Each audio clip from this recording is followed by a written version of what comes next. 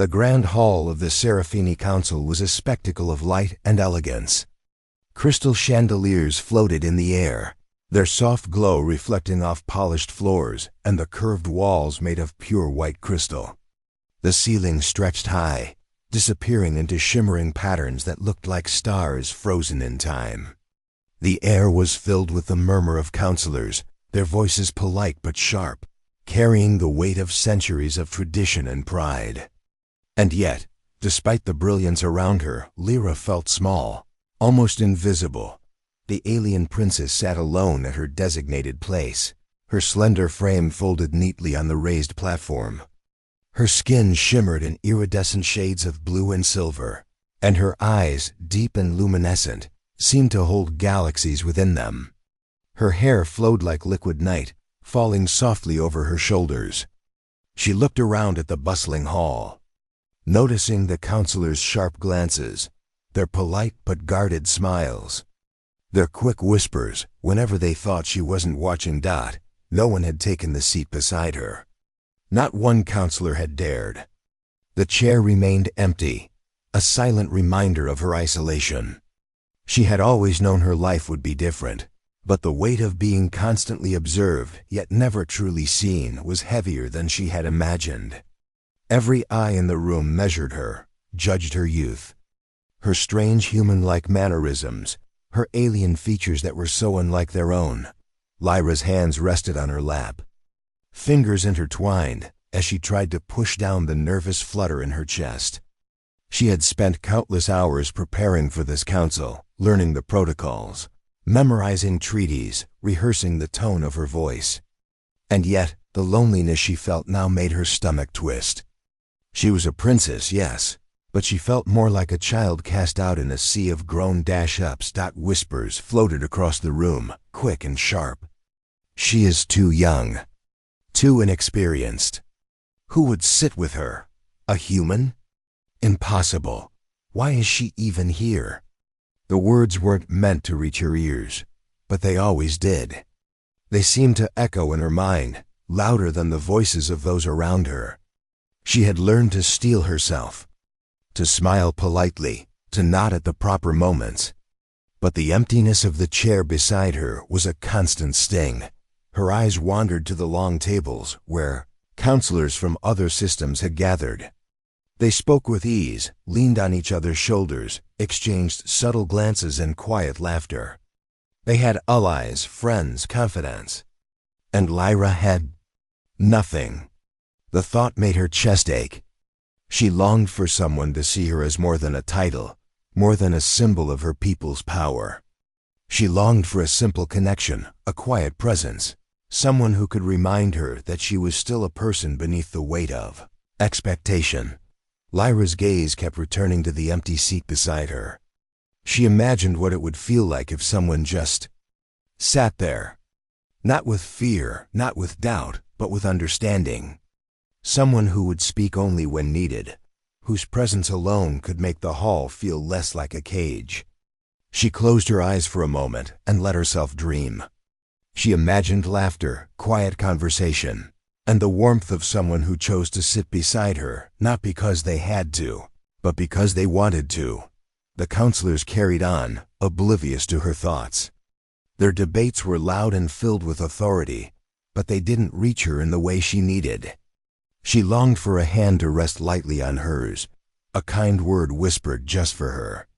A silent reassurance that she wasn't alone in this massive hall of stars and power. And in that moment, as the chandeliers sparkled above and the counselor's words blurred into background noise, Lyra made a silent promise to herself. She would not break. She would not let the loneliness define her. She would wait quietly and hope that one day, someone would see her not as a princess, not as a symbol, but as Lyra. A being who deserved to be seen, to be heard, to be accompanied. The empty chair beside her seemed to glow slightly in her mind, a beacon of hope in the midst of isolation. And though no one sat there yet, Lyra felt the faintest spark of something new, a possibility that the loneliness would not last forever. Ethan stood quietly at the back of the great hall. his hands clasped behind him, eyes observing every detail.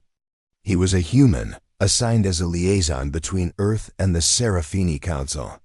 He had been trained to understand alien protocols, their complex languages, and their customs. But no amount of training had prepared him for the weight of this hall, the heavy silence that pressed down on those who dared to sit alone. His gaze found her immediately. Princess Lyra. She sat upright on her throne-like seat, elegant and radiant. Yet her loneliness was clear in the way her shoulders slumped ever so slightly, the way her fingers twitched in nervous anticipation. Ethan could feel it even from a distance, a quiet sadness that didn't need words. The empty chair beside her was more than a gap. It was a void that seemed to pull at the heart of anyone who saw it. Ethan had observed the counselors all morning, their cautious nods, whispered judgments, their tiny gestures of disdain toward the princess. They respected her status, but not her personhood. They saw a symbol, not a soul. And that, Ethan realized, was a mistake. No one deserved to be alone in a hall like this, not even a princess. He had read about alien royalty, their history, their struggles, their achievements. But standing there, he didn't think about politics or strategy. He thought about what it meant to be human, to care, to act, to stand quietly in support when it mattered most. The murmurs continued around him, but Ethan didn't flinch. Instead, he took a steadying breath and began to move. His boots made soft sounds against the polished floor as he walked toward her. Every eye in the hall turned in surprise. Counselors paused mid-sentence, some mouths opening slightly in shock. Who was this human, daring to approach the alien princess? Lyra noticed the movement from the corner of her eye. She saw him step closer and for a brief second felt her heart skip. She didn't know this human. He had no titles, no power in this hall. Yet there was a calmness in his steps, a certainty in the way he moved toward her empty seat. As if the decision to sit there had always been his alone. Ethan reached the chair beside her and, without a word, lowered himself into it. The silence in the room thickened. Counselors stared, whispers ceased, and the light from the chandeliers seemed to hold its breath. Lyra blinked, unsure whether to be startled, grateful, or frightened. He didn't bow. He didn't speak. He simply sat, posture relaxed but steady, hands resting lightly on his knees. His presence was quiet, but firm, like an anchor in the middle of a storm. Lyra felt the weight of the emptiness beside her shift. It was no longer an absence. It was now a presence, calm and unobtrusive, yet filled with meaning. Minutes passed without a single word. Lyra watched him, unsure what to say, unsure if she should speak at all. His silence was not cold. It was a promise. He was here. He had chosen to be here. And somehow that simple fact spoke louder than anything anyone else in the hall had ever said. Finally, Lyra leaned slightly, almost imperceptibly. Her voice was soft, trembling with curiosity and a fragile hope. Why did you sit here? Ethan's eyes met hers, calm and sincere. Because no one else would, he said simply. And because someone should. Her heart raced. That short, quiet sentence carried more weight than the speeches of any counselor. It carried recognition, courage, and a respect that transcended words. Lyra's lips curved into a tentative smile, the first in hours, maybe even days. For the first time, she felt a small spark of connection, a faint warmth in the vast, cold hall. Around them, the council resumed their debates, unaware of the silent revolution occurring beside them. Lyra shifted slightly, feeling a subtle comfort, a reassurance that she could finally breathe a little. She realized that perhaps it didn't take armies or politics to change the world sometimes. All it took was one human, brave enough to sit beside an alien princess and simply be there. And in that quiet, unspoken moment, something fragile yet powerful began to grow, a bond that neither titles nor species could define. A friendship that could withstand suspicion, judgment, and the weight of the galaxy itself. The council continued its meeting, voices rising and falling like waves in a storm. Delegates from distant star systems argued over trade, alliances and regulations, their tones sharp with pride and suspicion. Yet for Lyra, the chaos around her had dulled into background noise. All she could feel was the quiet presence beside her, the human who had chosen to sit there when no one else would. She watched him as he remained calm, hands resting lightly on his knees, eyes occasionally scanning the room but never leaving her side for long. There was a quiet confidence in him, a strength that did not demand attention but naturally drew it. Lyra felt something shift inside her. For the first time, she realized that she was not entirely alone. Not truly alone. Minutes stretched into what felt like hours. Yet Ethan did not speak, did not make a move beyond the simplest gestures. And yet his silence spoke. It said, "I see you. You are not alone here. I am here, and I will stay." Lyra had never experienced such calm assurance before.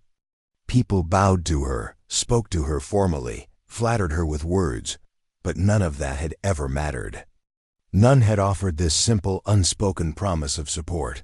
Finally, Lyra took a small, trembling breath.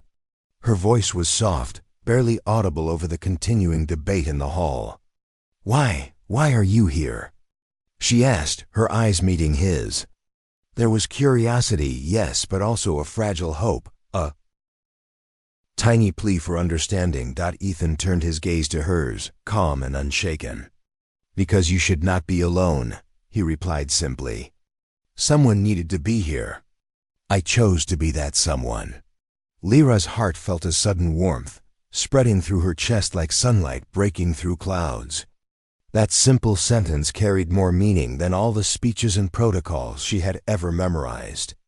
Someone had seen her, not the princess, not the symbol, but her, Lyra, and in that recognition, something fragile began to bloom. Trust. As the council debated fiercely around them, Lyra found herself leaning slightly toward him, a subtle gesture of connection. She felt emboldened, as if the human silent support had given her a kind of courage she had never known. His presence reminded her that strength was not only measured in power or status, but in quiet acts of loyalty. In the choice to stand with someone when it mattered most. A few counselors glanced at the pair, their eyes narrowing in suspicion. "A human, sitting beside a princess?" whispered one. "How improper," muttered another. But Ethan ignored them. He didn't argue, didn't raise his voice. His calmness was a shield, a statement that some things were more important than politics or judgment. Lyra's mind raced. She had spent her life learning how to command, how to lead, how to appear strong. Yet now she realized that true strength came from something more subtle: connection, trust, and courage. She had thought herself alone in this vast hall, isolated by her title and her differences. But Ethan's quiet act had shown her that even a single human could change her world with nothing more than presence and intention. Time passed, the counselors' debates blurring into a distant hum. Lyra and Ethan did not need words to communicate. Small gestures, a nod, a glance, a shared shift of posture became their language. Each one carried reassurance, empathy, and a growing sense of companionship. Lyra felt a courage she had never known, a warmth that filled the emptiness she had carried for so long. By the end of the session, the council's decisions were made, but Lyra's attention remained on the human beside her. She realized something profound.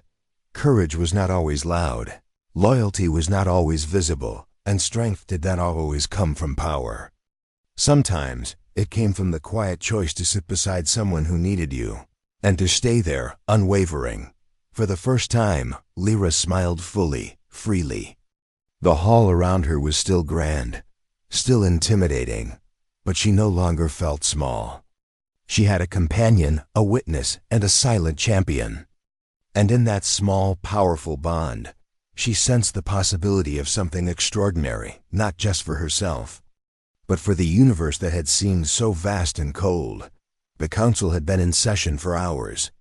Their debates growing sharper, their voices louder. Lyra sat beside Ethan, trying to follow every argument, but her mind kept returning to the quiet strength of the human at her side. His presence was like a shield, grounding her amidst the storm of politics and suspicion. Not everyone was pleased with the situation. Some counselors exchanged glances, their faces tight with disapproval. Whispers began to ripple through the hall, soft at first, then louder. A human, sitting beside a princess? How unthinkable!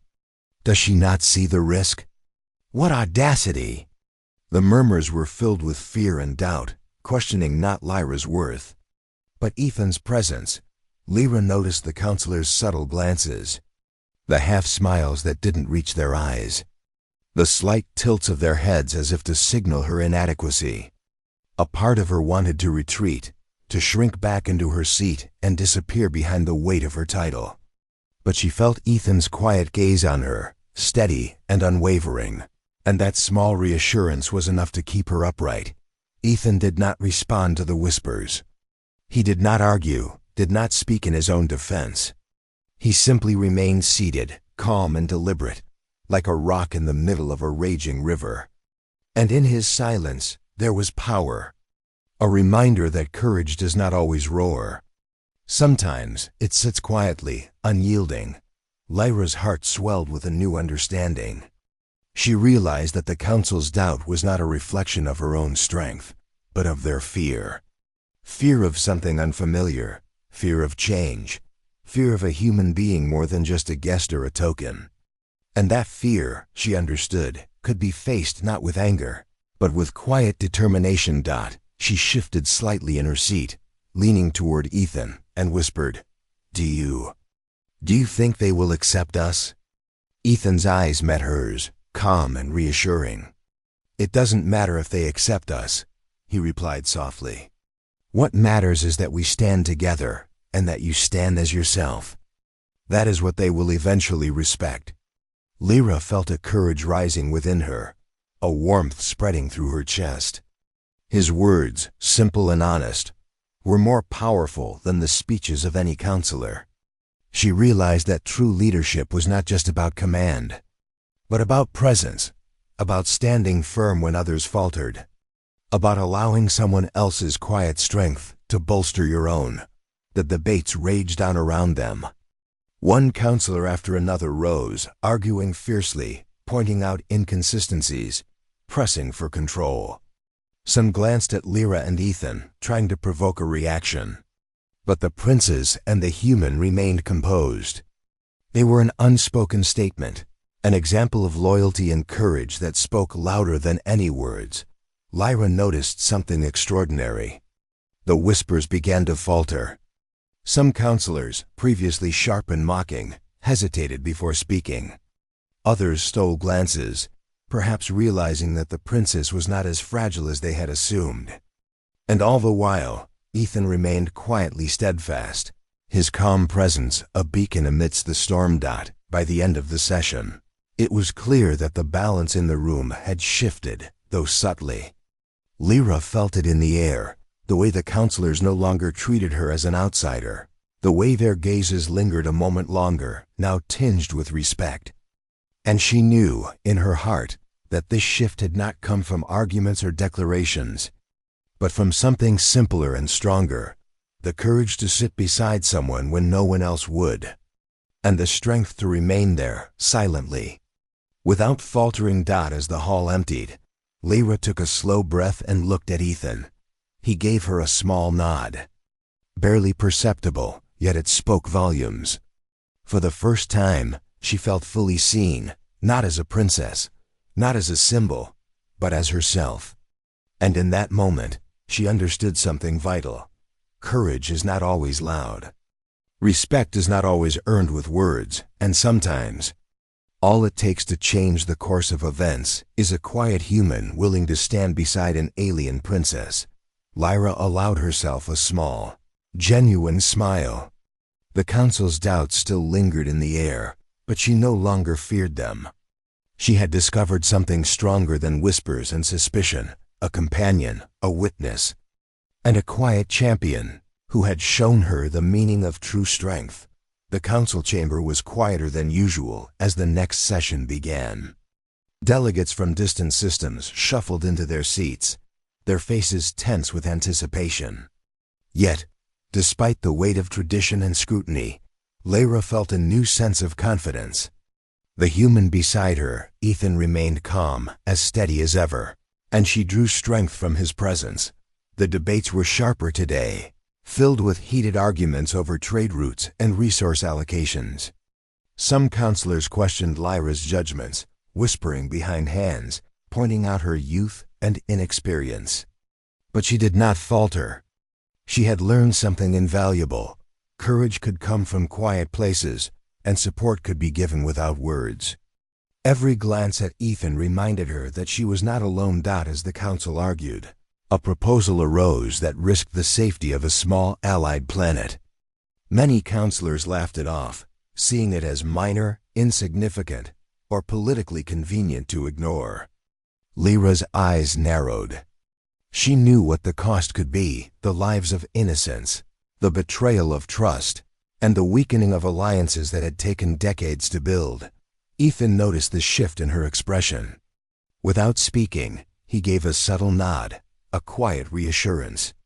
"You can do this." It was a simple gesture, yet it gave her the courage to rise and speak. "My lords and ladies of the council," Lyra began, her voice calm but firm, "we cannot dismiss this issue. The lives of millions may depend on the decisions we make here today. We must act with responsibility, not convenience." Murmurs rippled through the chamber. Some counselors scoffed, dismissing her words. Others paused, surprised by her clarity and conviction. Lyra continued, each sentence measured, deliberate, and unwavering. She referenced treaties, historical precedents, and potential consequences, weaving her argument together with careful precision. And through it all, Ethan sat beside her, a quiet anchor, never interrupting, never dominating, only supporting. The room held its breath. The counselors realized, slowly, that the young princess was not simply a figurehead. She had knowledge, judgment, and the courage to speak even when others doubted her. And the human beside her, his presence, his silent solidarity, gave her the strength to carry her words with unwavering conviction. By the end of the session, a vote was called. The proposal was rejected, thanks to Lyra's reasoned arguments and the subtle influence of her quiet human companion. A small victory, yes, but it was monumental for her confidence. She had spoken, been heard, and had made a tangible difference. As the counselors filed out, some with grudging respect, some with whispered complaints, Lyra exhaled deeply. Her shoulders relaxed for the first time that day. She looked at Ethan, and for the first time, she allowed herself to smile fully. "Thank you," she whispered. Ethan returned a small, almost imperceptible smile. "You did it," he replied softly. "I just sat here." Lyra's chest warmed. It wasn't about him taking credit. It was about presence, about unwavering support when it mattered most. That silent, steadfast human had given her the courage to step forward, to be more than just a princess in a grand hall, to be a leader. As they left the chamber together, Lyra noticed the subtle shift around them. Some counselors, who had previously ignored her, now offered brief nods of acknowledgement. Others still whispered, yes, but there was hesitation in their voices. A ripple of change had begun. And she knew it had started with something simple. One human sitting beside her when no one else would. In the quiet of the hallway, Lyra and Ethan walked side by side. Neither spoke much, yet the bond between them had grown stronger, forged in the heat of doubt and the weight of expectation. For Lyra, it was a revelation. Strength could come not from titles, not from power, but from the courage to face the world with someone who believed in you. Even in silence, and in that quiet shared victory, Lyra realized something extraordinary. The universe could be harsh and unforgiving.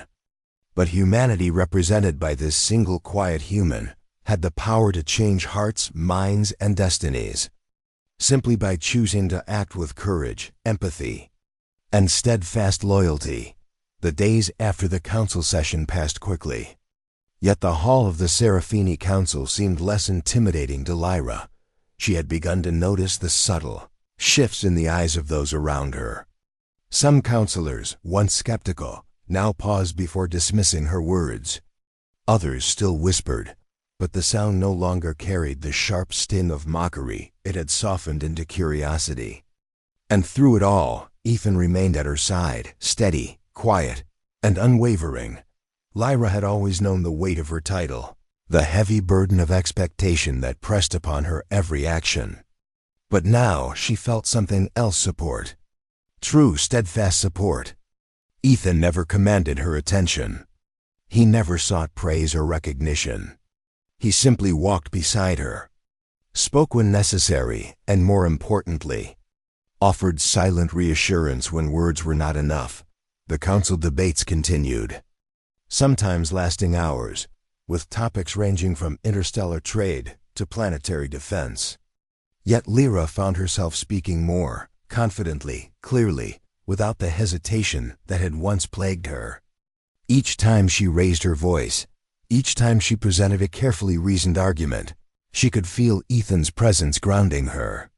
She no longer felt fragile or small. She felt seen. One afternoon, a crisis arose. A distant planet under Serafini protection had suffered a natural disaster, and rumors of political instability threatened to spiral out of control. Delegates argued furiously over whether aid should be sent immediately or withheld for strategic advantage. Some suggested using the disaster as leverage, exploiting the planet's weakness to gain concessions.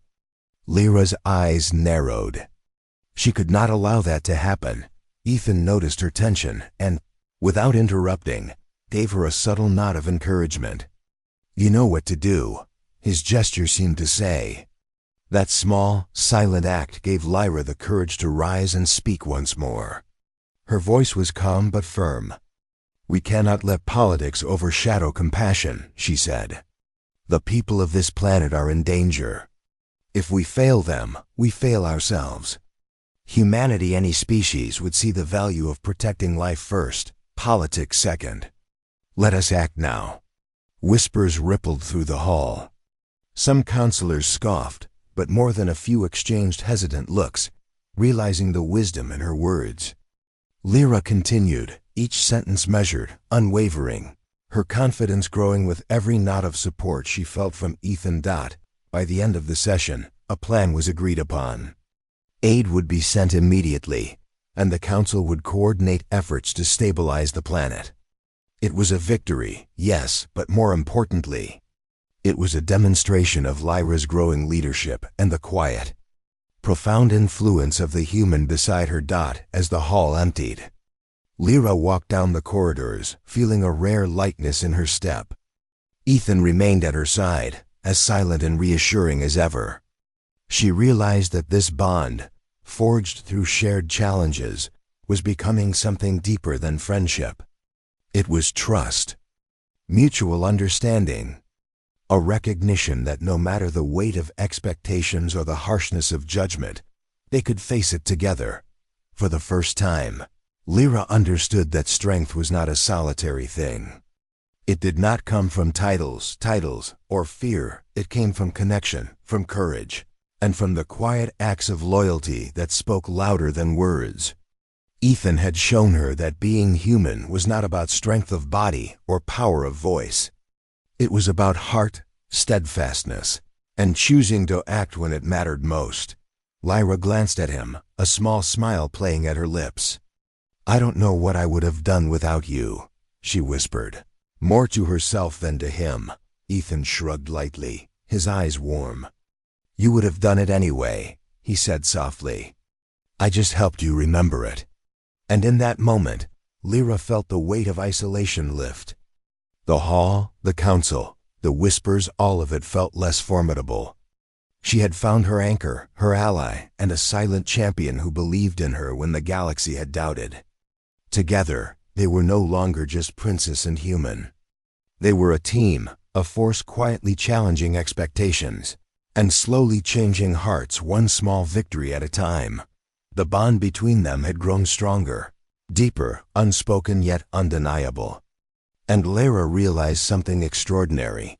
In a universe filled with suspicion and fear, humanity embodied in one silent, steadfast human could illuminate hope, courage, and the power of connection. The council hall was tense that day, heavier than ever. News had arrived from the outer systems. A hostile alien faction was challenging trade agreements, threatening war, and testing the unity of the Sci-Fi Council. Fear rippled through the room like a storm, and counselors whispered frantic words, eyes darting nervously between one another. Lyra felt the familiar weight of expectation settle on her shoulders. Yet this time, she did not feel alone. Ethan sat beside her, calm and steady, his presence a silent anchor. He had not spoken much that morning, only offering occasional glances of reassurance. But Lyra knew he was there, and that knowledge gave her courage. The council's chaos no longer intimidated her. She had learned something vital. Strength was not measured by power or fear, but by quiet courage, steadfastness, and connection. The first counselor to rise was vocal, his words sharp and demanding. "We must respond immediately with force," he shouted. "If we do not, these invaders will see our weakness and crush us." Others murmured in agreement, some fearful, some eager for war. The room trembled with tension, the weight of countless systems pressing down on their decisions. Lyra took a deep breath. She felt Ethan's subtle nod beside her. "You can do this," his silent gesture said. Gathering her courage, she stood. Her movement drew the room's attention, and silence fell like a heavy curtain. All eyes turned to the young alien princess. "My lords and ladies," Lyra began, her voice calm but firm, "we cannot let fear dictate our actions. These invaders may test us, but violence without reason will only escalate conflict. We are leaders, not tyrants. We must choose wisely, not for pride, not for vengeance, but for the lives of those who depend on us." Murmurs spread through the hall, some scoffing, others listening with curiosity. Lyra continued, laying out a careful plan of negotiation, strategic defense, and humanitarian support. Every word was measured, every argument deliberate. She spoke with clarity and authority, drawing from knowledge, instinct, and a deep compassion for life that the council could not ignore throughout her speech. Ethan remained silent, yet his presence was felt in every heartbeat of hers. He did not intervene, did not speak over her, but every subtle nod, every quiet glance reminded her she was not alone. They were a team. Together, they embodied courage in a universe where fear often ruled. As Lyra concluded, a tense pause settled over the chamber. The counselors exchanged glances, the weight of her words sinking in. Finally, the vote was called. One by one, counselors stood, some with hesitation, some with pride, and agreed to implement her plan. The invaders would be met with reasoned defense and strategic diplomacy, preserving lives and securing alliances. Relief washed over Lyra, but it was more than just a political victory. She turned to Ethan, who offered a quiet, almost imperceptible smile. "We did it," she whispered, her voice trembling with emotion. Ethan shook his head gently. "No, you did it," he said softly. "I just sat here. You led." Lyra's eyes glistened. She realized in that moment that leadership was not about titles or status, it was about courage, integrity, and the support of those who believe in you. Ethan's silent loyalty had given her the strength to rise, to face doubt, fear, and suspicion, and to succeed. Outside the hall, the sunlight reflected on the crystal walls, casting prismatic patterns across the floor. Lyra and Ethan walked side by side, unspoken gratitude passing between them. For the first time, she felt free of the weight of isolation. She had found not just an ally, but a friend, a companion, and a witness to her strength. And in that quiet triumph, the galaxy witnessed something extraordinary. Humanity in its purest form, not through weapons, not through dominance, but through courage, empathy, and steadfast presence. One human had dared to sit beside an alien princess,